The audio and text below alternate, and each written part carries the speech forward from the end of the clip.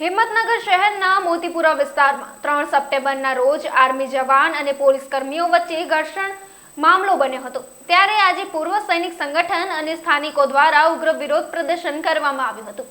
આ વિરોધ સ્વરૂપે વિરોધકર્તાઓએ જિલ્લા કલેક્ટર અને જિલ્લા પોલીસ વડાને લેખિત અને મૌખિક રજૂઆતો કરી હતી। ઘટનાની વિગત મુજબ ટ્રાફિક ડ્રાઈવ દરમિયાન એક અલ્ટો કારને બ્લેક ફિલ્મ લગાવેલી હોવાને કારણે રોકવામાં આવી હતી, જેના ચાલક આર્મી જવાન હતા।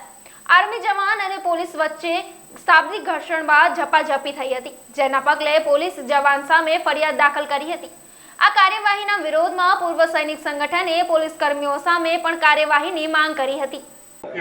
આજે શું ઘટના ઘટી જેને લઈને આવેદનપત્ર આપવા આવ્યા હતા, ત્યાંથી ક્યાં સુધી હતું, શું હતું?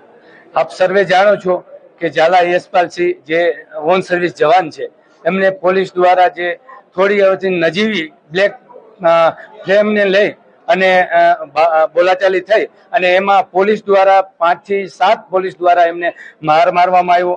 એ ઘટનાને લઈ સમગ્ર ગુજરાતમાં માજી સૈનિક પરિવારમાં ખૂબ રોષ છે, સાથે સાથે જનતામાં પણ ખૂબ રોષ છે। આપ જોઈ રહ્યા છો કે બહાર કેટલી જનતા છે।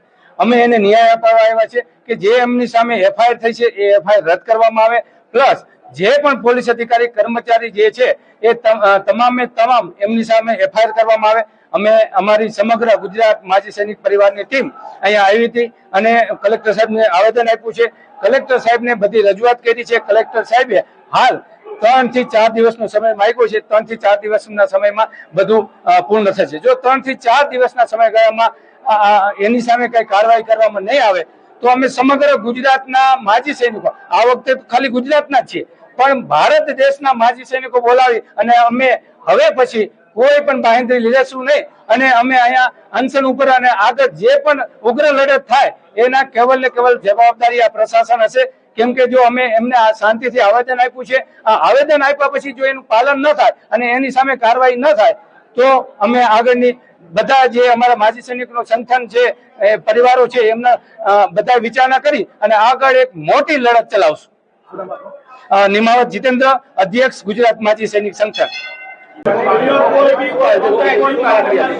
હિંમતનગર ખાતે અમારો એક જવાન રજા પર આવ્યો હતો।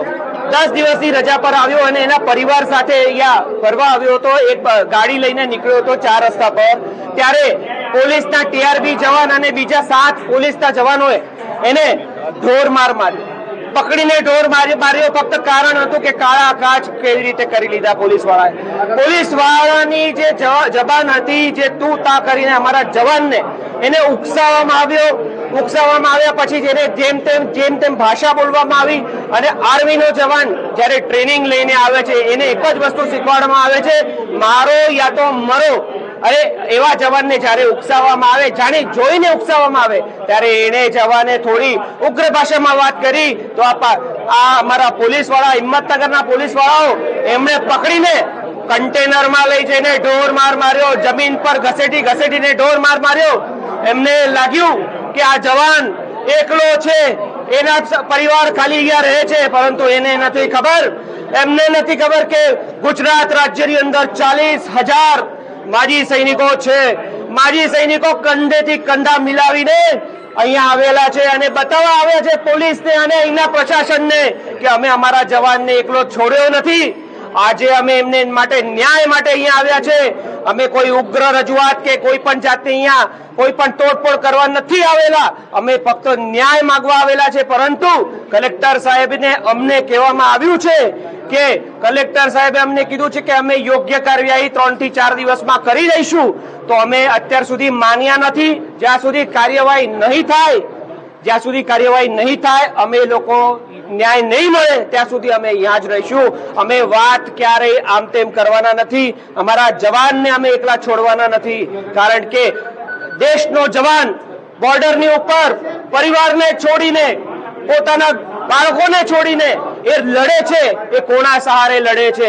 એ પ્રશાસનના સહારે લડે છે, પોલીસના સહારે લડે છે, સિવિલિયનના સહારે લડે છે।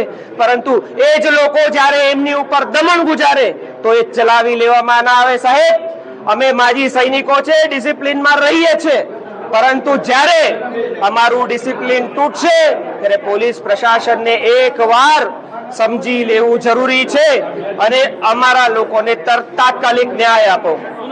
મારું નામ વિનય ચૌહાણ છે.